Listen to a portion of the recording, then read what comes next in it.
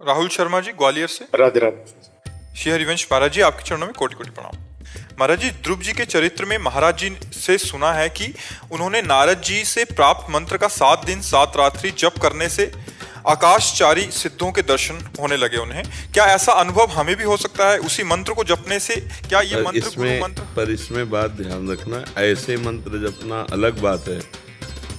परम सिद्ध नारद जी भगवान के अवतार हैं और बड़ा निर्मल हृदय ध्रुव जी का है। 5 वर्ष की अवस्था है और वो आदेश करते हैं कि तुम 7 दिन 7 रात्रि जपोगे तो तुम्हें सिद्धों के दर्शन होंगे। तो इसमें प्रधानता मंत्र जप की नहीं है, इसमें प्रधानता देवर्षि नारद जी के वचन की है कि 7 दिन 7 रात्रि जपने मात्र से जो सिद्ध महापुरुष हैं उनके तुम्हें दर्शन होने लगेंगे। ये सबके लिए नहीं है, ये केवल देवर्षि नारद जी ध्रुव को आदेश कर रहे हैं। तो देवर्षि नारद जी के वचन के प्रभाव से ध्रुव जी को दर्शन हो रहे हैं। नहीं तो 7 दिन मंत्र जप के देख लो आप, ऐसे 7 दिन 7 रात्रि। हाँ, ऐसा नहीं कि व्यर्थ जाएगा, वो कृपा करेगा, किसी सिद्ध गुरुदेव की तरफ ले जाएगा। जब तक पूर्ण पुरुष महापुरुष भगवत प्राप्त महापुरुष नहीं मिलते तब तक ये दिव्य आनंद की अनुभूतियां नहीं होती। नहीं, हाँ, देवर्षि नारद जी भगवान के अवतार हैं। और ध्रुव जी की बात देखो, कितनी जोर की परीक्षा में पास है वो। कह रहे तुम्हें सिंहासन में चढ़ने से रोका था, अभी चलो, बालक का क्या मान अपमान, जो मैं आदेश करूंगा तुम्हें राज सिंहासन दे देंगे महाराज उत्तानपाद। तो उन्होंने कहा नहीं। देवर्षि नारद जी से कहा, मुने आपको पता मेरा क्षत्रिय स्वभाव है, एक बार जो निश्चय कर लिया वो टल नहीं सकता, मैं बन जाऊंगा। बोले वहां भयानक जीव तुम्हें खा डालेंगे। तो बोले भय और प्रलोभन दोनों बातें दिखाई, लेकिन ध्रुव जी तनिक भी विचलित नहीं हुए। तब उन्होंने कहा, जाओ ये 12 मंत्र, यमुना त्रिकाल स्नान, मधुपुरी मथुरा, और यहाँ जाकर अनुष्ठान करो। 7 दिन 7 रात्रि में दिव्य सिद्धों के दर्शन होंगे और बहुत अल्प काल में तुम्हें भगवत साक्षात्कार हो जाएगा। तो 6 महीने में भगवत साक्षात्कार कर लिया। पर कितना कठिन, सूखे पत्ते, फिर वायु को भी रोक दिया। जो ही वायु को रोका समस्त ब्रह्मांड की वायु रुक गई और भगवान को तत्काल आना पड़ा। तो ध्रुव जी जैसे तो ध्रुव जी, प्रहलाद जैसे तो प्रहलाद जी, नारद जी जैसे तो नारद जी। हम उनकी चरण रज का आश्रय लेकर थोड़ा भजन कर लें, यही हमारे सौभाग्य होंगे। समझ पा रहे हैं आप? महाराज जी, एक और प्रश्न है। लीला में प्रवेश प्राप्त संतों को इच्छानुसार लीला दर्शन होते हैं या केवल अपने इष्ट की ही लीला के दर्शन होते हैं, या इस भागवतिक स्थिति में कोई संकल्प विकल्प नहीं होता? लीला इष्ट की इच्छा से ही होती है। एक प्रवाह होता है, कोई संकल्प विकल्प नहीं। यंत्रवत, जैसे कठपुतली उतने नाचती है जितना कठपुतली नचाने वाला होता है, ऐसे ही उस महापुरुष का अंतःकरण केवल श्री भगवान होते हैं। उस समय क्या स्फुरित हो रहा है उसकी बस की बात नहीं, कौन सी लीला चल रही ये उसकी सोची हुई बात नहीं। सोच, चाह, इच्छा, संकल्प ये तो साधना में ही नष्ट हो जाते हैं, सिद्ध पुरुष में नहीं रहते। ब्रह्मभूता प्रसन्नात्मा न शोचते न कांक्षते समाः सर्वेषु भूतेषु मद भक्तिम लभते पराम। कोई सोच नहीं, कोई चाह नहीं, बस चल रहा है। रिमोट ठाकुर जी के हाथ में, अंतःकरण रूपी पर्दे पे चल रहा है। अब उसमें जो प्रभु चला रहे हैं, क्या लीला चल रही, क्या उसके द्वारा करवा रहे हैं, क्या उसके द्वारा बुलवा रहे हैं, वो देख रहा है मात्र। हो रहा है, सब हो रहा है। वो ऐसी स्थिति होती कि हो रहा है, वो देख रहा है, ये हम कह रहे हैं, लेकिन वो देख रहा है ऐसा उसे भान भी नहीं है। उसमें इतना डूबा हुआ है कि मैं की भी विस्मृति हो चुकी है, तभी वो लीला में प्रवेश पाता है। अब वो स्वाद ऐसा है, वो रस ऐसा है कि अनिर्वचनीयम प्रेम स्वरूपम, वाणी से कहा नहीं जा सकता। जैसे हमने कई बार कहा है कि प्राकृतिक वस्तु का आनंद भी आप वाणी से नहीं कह सकते। जैसे आपको एक गुलाब जामुन पवाया, बोले कैसा, बोले मीठा, बोले नहीं कैसा मीठा, बोले बहुत मीठा, बोले कैसा बहुत मीठा। तो तीसरा उत्तर होगा आप खा के देख लीजिए, फिर आगे नहीं बोल सकते। तो प्राकृतिक वस्तु भी अनुभव, तो फिर ये तो चिदानंद लीला है, तो अनुभव गम में बजें जय संता। तो उसमें मैं का विस्मरण हो जाता है। भगवान ही स्वयं उसके हृदय में, भक्त के हृदय में बैठ के विविध प्रकार की लीलाएं कराते हैं। वो आंतरिक दिव्य लीलाएं और बाहरी व्यवहारिक लीलाएं दोनों उसी की, भगवान के हाथ में रिमोट होता है, भगवान ही कराते हैं। किस पर कृपा, किसको उपदेश, किसको शासन, ये सब भगवान करते हैं। देखने में लगता है अमुक भक्त को इस समय बहुत दयामय है, इस समय बहुत गुस्सा है, या वो केवल भगवान है। उस समय भगवान ही सारी लीला कर रहे हैं, बाह्य और आंतरिक दिव्य लीला। उसका अंतःकरण ढांचा केवल दिखाई दे रहा है और अंदर पूरा भगवान का अधिकार हो जाता है। समझ पाए आप? राजेंद्र कुमार गुप्ता, राधे राधे महाराज जी, आपके चरणों में कोटि कोटि प्रणाम। महाराज जी, आप सब श्री सद्गुरुदेव आचार्य और श्री राधा रानी की कृपा से आनंद कोश का आनंद प्राप्त हो रहा है, परंतु आगे की स्थिति परमानंद की साधक को कैसे प्राप्त होती है? निरंतर स्मृति, निरंतर स्मृति, अखंड अबाध स्मृति, ये हमारी तरफ से है। इस पर प्रयास हमारा, और सब कुछ भगवान की कृपा से सुलभ हो जाएगा। प्रयास हमको करना है कि हमारी स्मृति भगवान से टूटे ना। कभी हम पद गा रहे हैं, कभी कथा सुन रहे हैं, कभी हम भगवान की लीलाओं का भी गायन कर रहे हैं, कभी हम ठाकुर सेवा कर रहे हैं, कभी समाज सेवा कर रहे हैं, पर हमारा चित्त जुड़ा रहे। जैसे गोपीजनों की स्थिति नहीं है कि विक्रेतु कामा खिल गोप कन्या मुरारी पादार्पित चित्तवृत्ति, मुरारी पादार्पित चित्तवृत्ति, लेकिन कार्य दही बेचने जा रहे हैं चित्तवृत्ति। तो कभी कभी दध्याधिकम मोह वसाद वोचद गोविंद दामोदर माधवेति, कोई गोविंद ले ले, कोई दामोदर ले ले, कोई माधव ले ले, ये पुकार रहे और जा रहे दही बेचने। अब चित्त वृत्ति कृष्णाकार है, भगवदाकार है, तो बोल रहे दही ले, दही की जगह बोल रहे कोई गोविंद ले ले, कोई दामोदर ले ले, कोई माधव। हमारी स्मृति अखंड होनी चाहिए।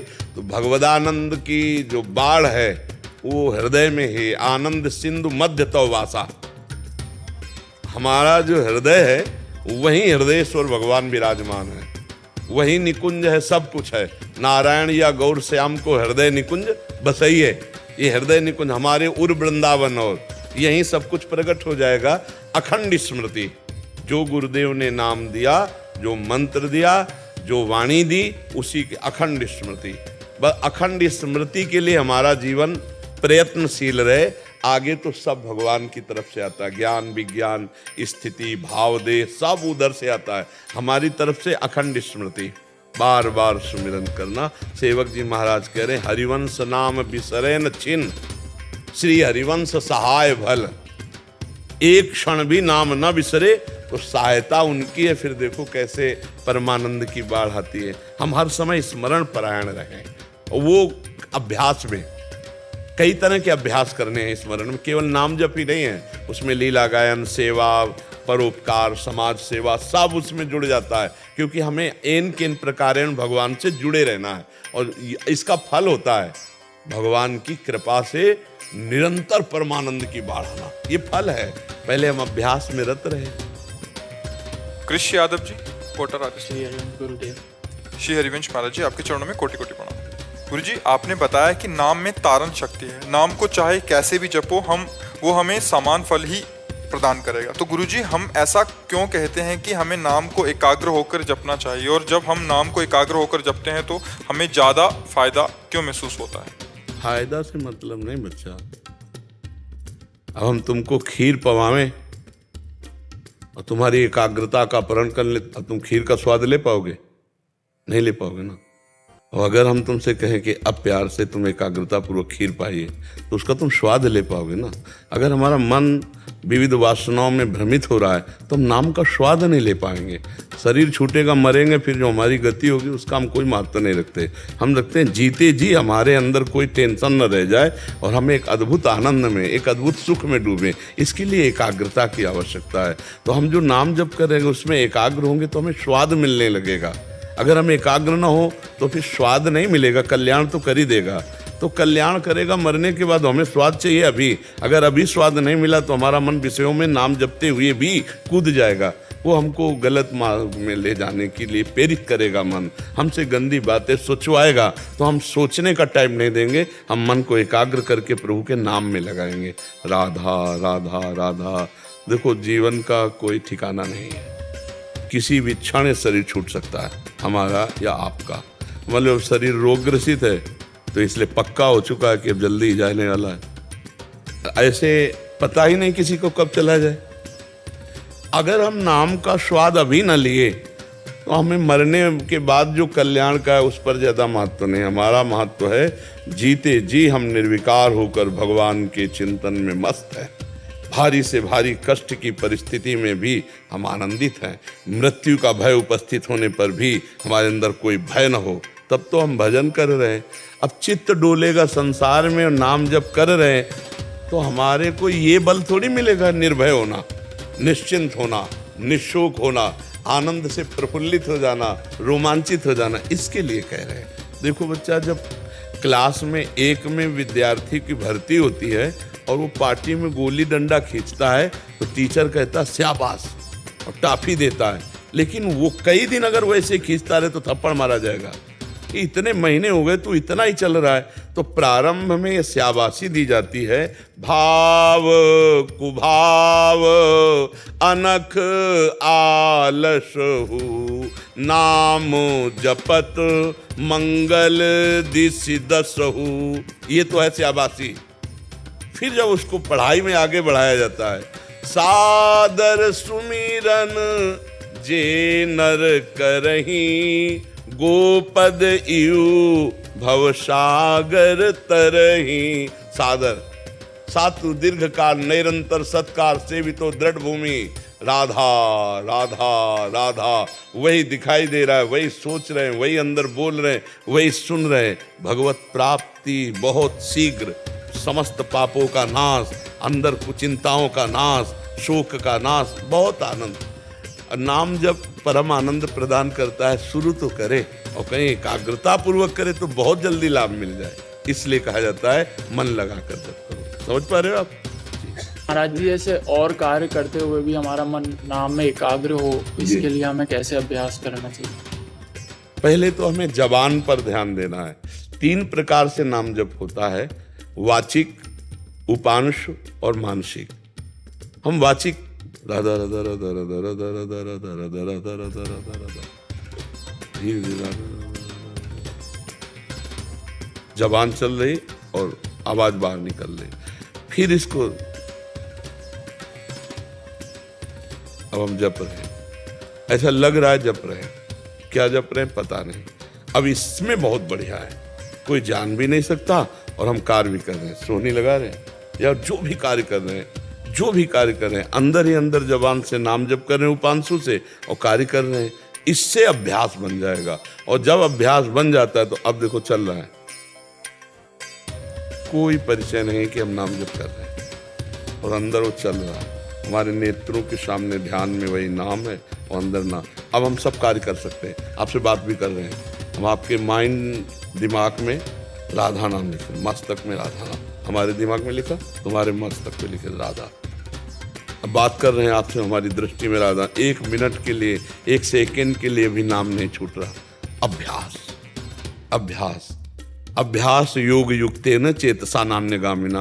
जब हम ऐसा अभ्यास कर लेते हैं कि हमारा चित्त भगवान के नाम के सिवा कहीं जाए ना, तो हर कार्य करते हुए, जब युद्ध करते हुए नाम जब हो सकता है तो हर कार्य करते हुए। उपांश में ज़्यादा ध्यान दीजिए, जबान हिले और ओठ बंद रहें तो इससे बहुत लाभ प्राप्त होता है। समझ रहे हैं आप?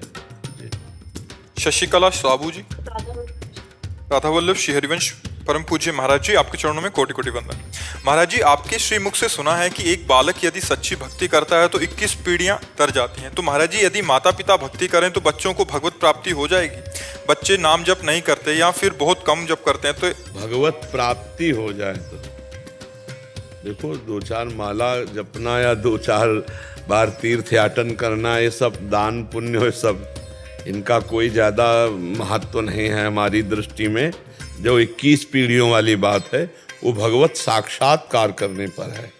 आवागमन से मुक्त जो महापुरुष है वो बिल्कुल सत्य है। जो 21 पीढ़ियों का वर्णन बिल्कुल सत्य है। भगवान की प्राप्ति उस वंश में किसी को भी हो जाए तो 21 पीढ़ियां तर जाएंगी, चाहे वो बालक को हो जाए या पिता को हो जाए, किसी को भी हो जाए, पर भगवत प्राप्ति हो जाए। ये 2-4 माला या तीर्थ याटन या महाराज नृग का नाम सुना है? क्या सुना है? तो दान कर बहुत करते थे, खूब स्वर्ण से सजा के, और ब्राह्मणों को पूरा मकान और ब्याह और सब व्यवस्था करते। और एक गाय जो दान नहीं लेता था, ऐसे ब्राह्मण की गाय किसी तरह उनके गौशाला में पहुंच गई और वो किसी ब्राह्मण को दान कर दी। और वो दान लेकर जब जा रहे थे तो जो ब्राह्मण की गाय थी जिसकी गौशाला में चली गई, उसने कहा ये गाय तो मेरी है। तो उसने कहा ये गाय तो अभी महाराज नृग ने दी है। तो दोनों महाराज नृग के पास आए। जिसको दी थी उसने कहा महाराज नृग आपने हमें दी? बोले हाँ दिया। तो बोले जिसकी गाय थी उसने कहा मेरी गाय है। तो उनका मुझे इसका पता नहीं, क्योंकि बड़ी गौशाला है, आपकी छूट के गाय आ गई होगी। तो हमने जिसको दान की है इसको ले जाने दो, 1000 गौएं ले लो। उनका हमने कभी दान लिया नहीं, हम तो अपनी गाय लेंगे। और वो ब्राह्मण हठी जिसने दान लिया था उसने कहा हम लेंगे तो यही गाय लेंगे, नहीं तो हम नहीं लो। उनका 1000 गाय तुम ले लो, छोड़ दो ये गाय। नहीं छोड़ा। बस इतने अपराध का फल हुआ कि वो गिरगिट बने जाके, द्वारिका के कुएं में गिरगिट बने जाके। हमें लगता है कि दान पुण्य जितने सब हैं, भगवान को समर्पित करके भजन न किया जाए अगर, तो इनमें इतनी सामर्थ्य नहीं है कि हमारा काम बन जाए। ये तो कहो बहुत से ऐसे सत्कर्म हुए थे कि द्वारिका के कुएं में बने, तो भगवान श्री कृष्ण ने उनका उद्धार किया। तो हमें लगता है कि भगवान का नाम जप करते हुए जब हमारे को भगवत प्राप्ति हो जाए पक्का, फिर तो क्या है, फिर तो 21 पीढ़ियां तरना कोई बड़ी बात है।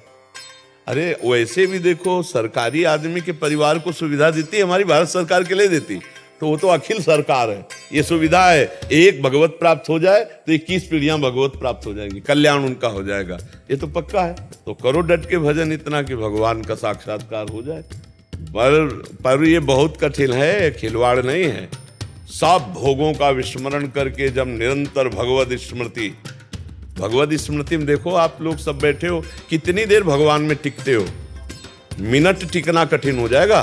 देखो ना, भगवान में टिकना, वो फौरन विषय में भाग जाएगा मन, फौरन से संसार के वो मन भगवान में आसक्त हो जाए, आसक्त हो गया, मन पंग हो गया भगवान की रूप माधुरी में, लीला माधुरी में, चिंतन में।